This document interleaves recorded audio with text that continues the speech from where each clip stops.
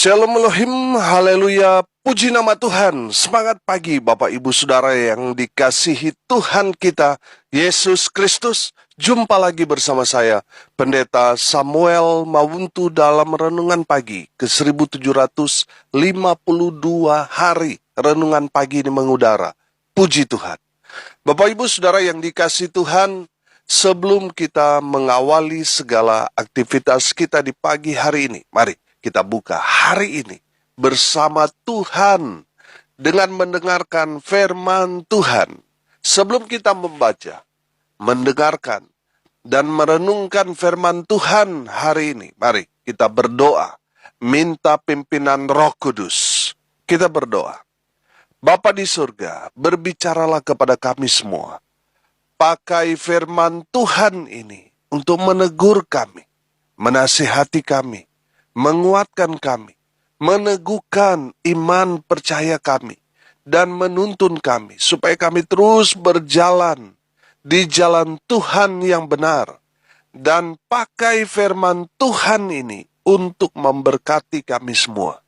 Di dalam nama Tuhan Yesus yang adalah firman Allah yang hidup, kami berdoa. Amin. Haleluya. Bapak Ibu Saudara yang dikasihi Tuhan, hari ini kita akan belajar Alkitab dalam Injil Markus pasal 15 ayat 42 sampai ayat 47. Di bawah perikop Yesus dikuburkan. Demikian firman Tuhan. Sementara itu hari mulai malam, dan hari itu adalah hari persiapan, yaitu hari menjelang Sabat. Karena itu Yusuf, orang Arimatea, seorang anggota majelis besar yang terkemuka, yang juga menanti-nantikan kerajaan Allah, memberanikan diri menghadap Pilatus dan meminta mayat Yesus. Pilatus heran waktu mendengar bahwa Yesus sudah mati. Maka ia memanggil kepala pasukan dan bertanya kepadanya, apakah Yesus sudah mati? Sesudah didengarnya keterangan kepala pasukan, ia berkenan memberikan mayat itu kepada Yusuf. Yusuf pun membeli kain lenan. Kemudian ia menurunkan mayat Yesus dari salib dan mengapaninya dengan kain lenan itu. Lalu ia membaringkan dia di dalam kubur yang digali di dalam bukit batu. Kemudian digulingkannya sebuah batu ke pintu kubur itu. Maria Magdalena dan Maria ibu Yoses melihat di mana Yesus dibaringkan. Amin. Haleluya. Bapak Ibu Saudara yang dikasihi Tuhan, menjelang Sabat, mayat Yesus masih tergantung di atas kayu salib, dan tidak ada yang berani menurunkannya. Di mana 11 murid Tuhan Yesus? Kemana mereka semuanya? Mereka melarikan diri, menyelamatkan diri mereka sendiri.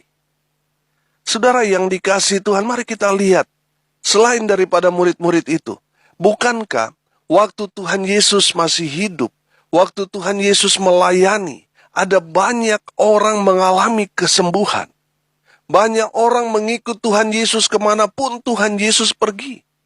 Di mana 5.000 orang laki-laki yang diberi makan Tuhan Yesus?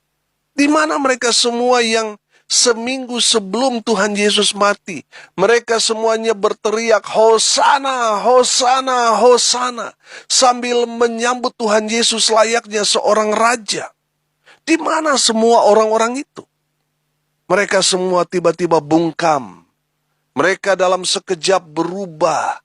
Yang tadinya mengeluh-elukan Tuhan Yesus, tapi di saat Tuhan Yesus ditangkap, disiksa, disalibkan, orang-orang itu berubah menyangkal Tuhan Yesus.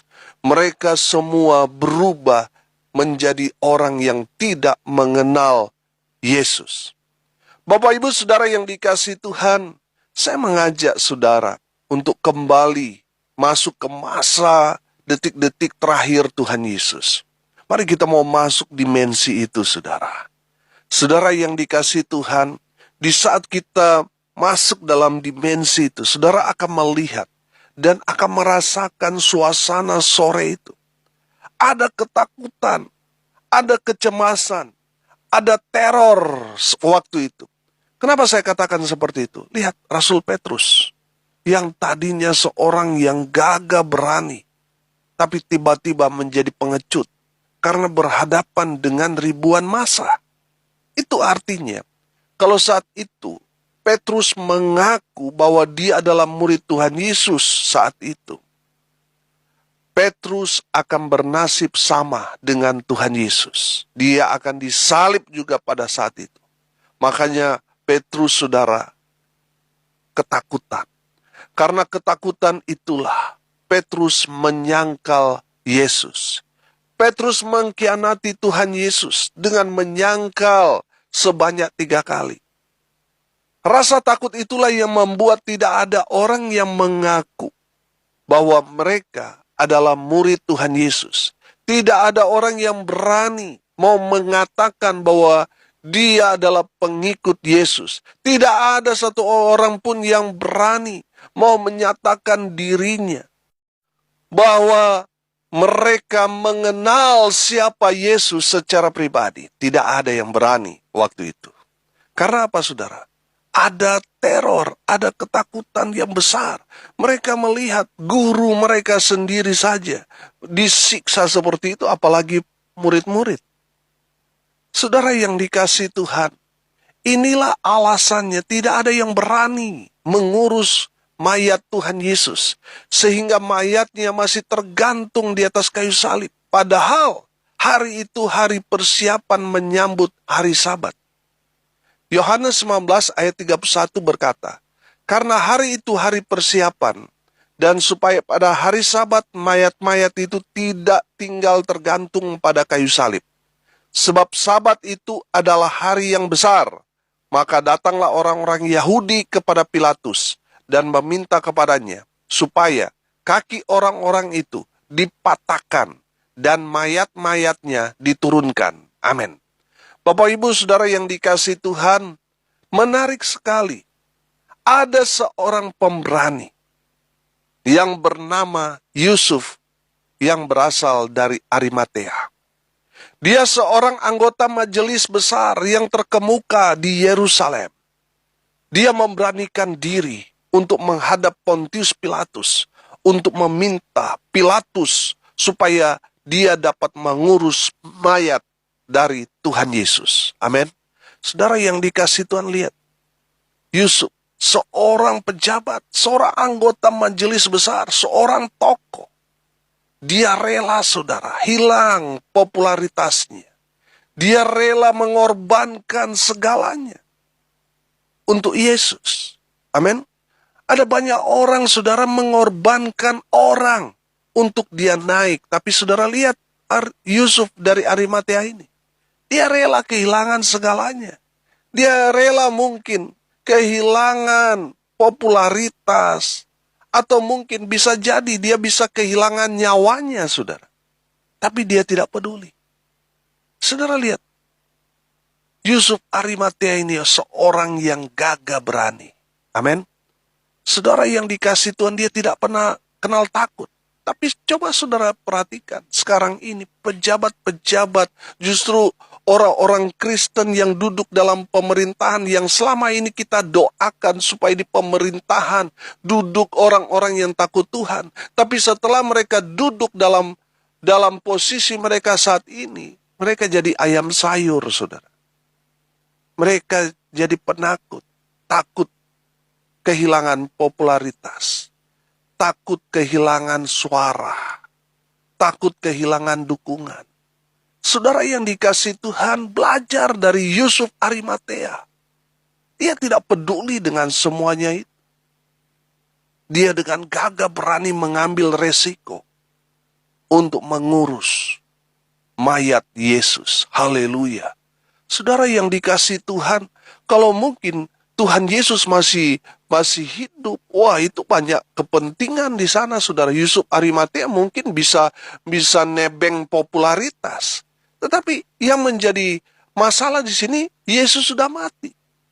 Dan Yusuf Arimatea itu mengerjakannya sendiri. Dia tidak mencari popularitas di sana. Haleluya. Bapak Ibu Saudara yang dikasihi Tuhan, saudara yang duduk dalam posisi-posisi penting dalam pemerintahan, belajar dari Yusuf, dari Arimatea ini. Berani mengambil sikap. Amin. Saudara yang dikasihi Tuhan, jangan mengorbankan anak buah untuk kepentingan saudara. Seperti yang terjadi beberapa waktu yang lalu. Saudara yang dikasihi Tuhan, belajar dari Yusuf Arimatea. Yang turun langsung. Amin. Yang turun langsung. Dia nggak suruh anak buahnya untuk turunkan Yesus, rawat dia, kuburkan dia. Tidak. Yusuf Arimatea sendiri yang turun tangan untuk mengurus mayat Yesus, menurunkan dia, mengapaninya, merempah-rempahi dan membawa ke dalam kubur. Saudara, saya belajar hal yang luar biasa dari Yusuf Arimatea.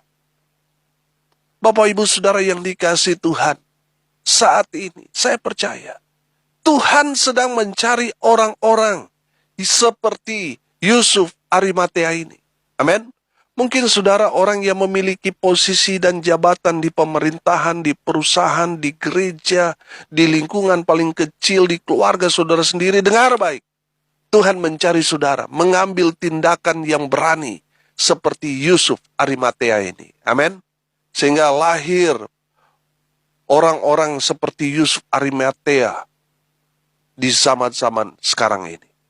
Mungkin namanya saudara mungkin Yusuf dari Bali, Yusuf dari Papua, Yusuf dari Manado, Yusuf dari Jawa, Yusuf dari Kalimantan, Yusuf dari Sumatera, Yusuf dari Ambon, Yusuf dari NTT, dan sebagainya. Amin.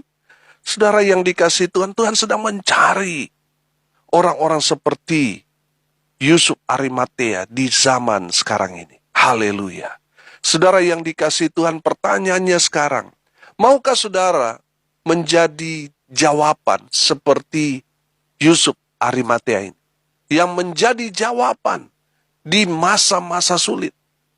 Saudara yang dikasihi Tuhan, saya mau mengajak Bapak Ibu Saudara supaya mengambil tindakan yang berani seperti Yusuf dari Arimatea ini. Haleluya. Firman Tuhan mengingatkan saya dalam Injil Matius pasal 25 ayat 32 sampai ayat 40. Di bawah perikop penghakiman terakhir. Saya akan bacakan buat kita sekalian. Lalu semua bangsa akan dikumpulkan di hadapannya dan ia akan memisahkan mereka seorang daripada seorang. Sama seperti gembala memisahkan domba dari kambing. Dan ia akan menempatkan domba-domba di sebelah kanannya dan kambing-kambing di sebelah kirinya. Dan raja itu akan berkata kepada mereka yang di sebelah kanannya, "Mari, hai kamu yang diberkati oleh Bapakku, terimalah kerajaan yang telah disediakan bagimu sejak dunia dijadikan. Sebab ketika aku lapar, kamu memberi aku makan. Ketika aku haus, kamu memberi aku minum. Ketika aku seorang asing, kamu memberi aku tumpangan. Ketika aku telanjang, kamu memberi aku pakaian. Ketika aku sakit, kamu melawat aku. Ketika aku di dalam penjara, kamu mengunjungi aku." Maka orang-orang benar itu akan menjawab dia katanya, "Tuhan, bila manakah kami melihat engkau lapar dan kami memberi engkau makan, atau haus dan kami memberi engkau minum? Bila manakah kami melihat engkau sebagai orang asing dan kami memberi engkau tumpangan atau telanjang dan kami memberi engkau pakaian?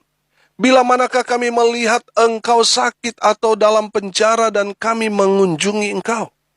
Dan raja itu akan menjawab mereka, "Aku berkata kepadamu, sesungguhnya segala sesuatu yang kamu lakukan untuk salah seorang dari saudaraku yang paling hina ini, kamu telah melakukannya untuk aku."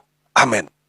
Bapak Ibu Saudara yang dikasihi Tuhan, garis bawahi kalimat terakhir di ayat 40 itu. Aku, Tuhan Yesus, berkata kepadamu, kepada kita semua, sesungguhnya segala sesuatu yang kamu lakukan untuk salah seorang dari saudaraku yang paling hina ini, kamu telah melakukannya untuk aku. Haleluya. Bapak Ibu Saudara yang dikasihi Tuhan, kita mungkin tidak bisa kembali ke situasi di mana Tuhan Yesus mati di atas kayu salib itu. Tapi kita bisa melakukannya dengan cara yang berbeda. Amin. Kalau Yusuf Arimatea mengurus dan mengubur mayat Tuhan Yesus saat ini, yang bisa kita lakukan untuk Tuhan Yesus bukan mengurus mayat Tuhan Yesus lagi. Karena Tuhan Yesus sudah hidup, sudah bangkit pada hari yang ketiga. Tetapi mengurus mereka, siapa? Saudara-saudara kita yang hidup dalam kesusahan. Kita harus menjadi jawaban buat mereka. Amin. Haleluya. Bapak Ibu Saudara yang dikasihi Tuhan, mari kita belajar dari Yusuf Arimatea ini. Dia mengeluarkan dananya untuk membeli kain lenan, untuk mengapaninya. Tidak sampai di situ. Yusuf membaringkan mayat Tuhan Yesus sendirian. Oh haleluya. Saya melihat Yusuf punya hati untuk Tuhan. Amin. Orang yang punya hati untuk Tuhan pasti tidak akan pamer kebaikan. Sekarang ini apalagi sudah semakin mendekat 2024, saudara. Ada pilpres, ada pilkada, pileg. Orang-orang yang punya kepentingan itu akan datang dan memberikan bantuan tapi pamer. Tangan kanan memberi tapi tangan kiri selfie, saudara. Nanti sebentar di-upload ke medsos. Kalau saudara punya hati seperti hati Yusuf ini, saudara pasti akan melakukannya dengan tulus hati. Tidak pamer. Saudara perhatikan. Yusuf Arimatea mengurus sendiri. Menurunkannya dari salib. Dia membawa, mengapaninya, menguburkannya. Oh haleluya. Luar biasa. Dia nggak pamer, saudara. Dia kerjakan sendiri. Sebaliknya kalau kita melakukannya, saudara. Kalau kita pamer, itu artinya, saudara, kita hanya mau menarik perhatian orang supaya orang itu melihat, tapi Tuhan tidak melihat. Karena saudara pamer. Beda kalau saudara tidak pamer. Mungkin orang tidak melihat apa yang sudah kerjakan, tapi percaya Tuhan melihat. Amin. Mata Tuhan mengawasi semua orang. Tuhan lihat apa yang saudara kerjakan di tempat tersembunyi. Tuhan akan memberkati saudara. Haleluya. Yusuf melakukan itu. Dia tidak pamer. Dia melakukannya dengan segenap hati. Dia mengurus semua jenazah Yesus. Dia melakukannya sendiri. Dia menurunkan sendiri. Dia mengangkat, mengapaninya, membaringkan Tuhan Yesus di kuburan. Dia lakukan sendiri. Dia juga nggak cerita-cerita orang. Nggak, saudara. Dia lakukan sendiri. Orang ya, kalau punya hati untuk Tuhan, pasti dia akan melakukan semuanya dengan segenap hati. Itu orang yang punya hati untuk Tuhan. Dia melakukan semuanya dengan segenap hati.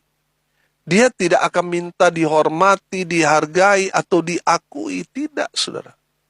Orang yang melakukannya untuk Tuhan, pasti akan melakukannya dengan segenap hati, dengan ketulusan hati. Amin. Haleluya.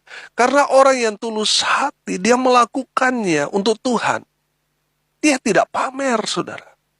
Dia melakukannya dengan tangan tersembunyi. Amin. Saya percaya orang yang melakukan dengan tulus hati, dengan segenap hati, dia lakukan untuk Tuhan, pasti diberkati Tuhan. Haleluya.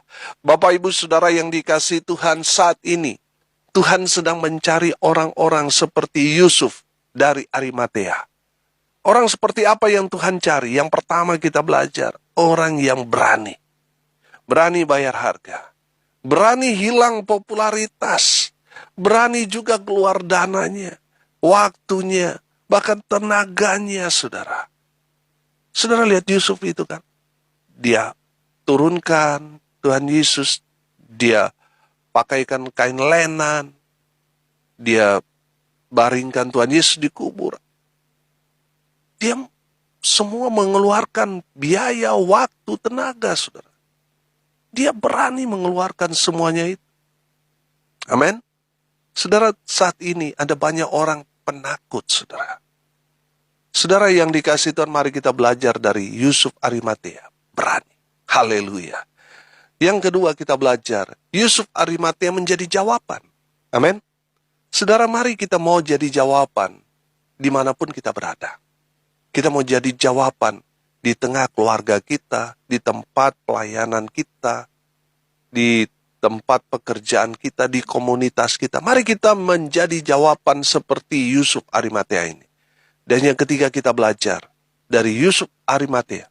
Mari kita lakukan segala sesuatu untuk Tuhan. Lakukan dengan segenap hati, dengan tulus hati, tidak usah pamer. Lakukan dengan segenap hati. Amin. Mari kita berdoa. Terima kasih Bapa di surga atas kebenaran firman yang sangat memberkati kami. Mengingatkan kami, mengajar kami, supaya kami belajar dari Yusuf Arimatea ini, yang berani, yang menjadi jawaban, dan melakukan segala sesuatu dengan segenap hati. Berkati semua pendengar dimanapun mereka berada, sehingga mereka menjadi pelaku-pelaku firman. Tuhan melawat mereka, baik hidup mereka, masa muda mereka, rumah tangga mereka, usaha pekerjaan pelayanan mereka. Tuhan berkati, buat mereka beruntung dan berhasil. Hari ini hari berkat buat mereka. Mereka yang sakit Tuhan lawat, Tuhan jamah, Tuhan sembuhkan. Oleh bilur-bilur darah Yesus. Mereka yang sakit disembuhkan. Mereka yang lemah dikuatkan. Mereka yang berduka cita, Tuhan memberikan penghiburan kepada keluarga yang ditinggalkan. Mereka yang hari ini berulang tahun, Tuhan Yesus memberkati dengan kesehatan, kekuatan, umur panjang, melimpah dalam hidup mereka. Dan hamba berdoa, biarlah berkat surga turun memenuhi semua pendengar. Bapak, Ibu, Saudara yang dikasihi Tuhan, arahkanlah hatimu dan terimalah berkat dari Tuhan Yesus. Tuhan memberkati engkau dan melindungi engkau. Tuhan menyinari engkau dengan wajah-Nya dan memberi engkau kasih karunia. Tuhan menghadapkan wajah-Nya kepadamu dan memberi engkau damai sejahtera. Di dalam nama Tuhan Yesus, sumber segala berkat. Bapak, Ibu, Saudara yang percaya diberkati Tuhan, katakan amin. Puji Tuhan.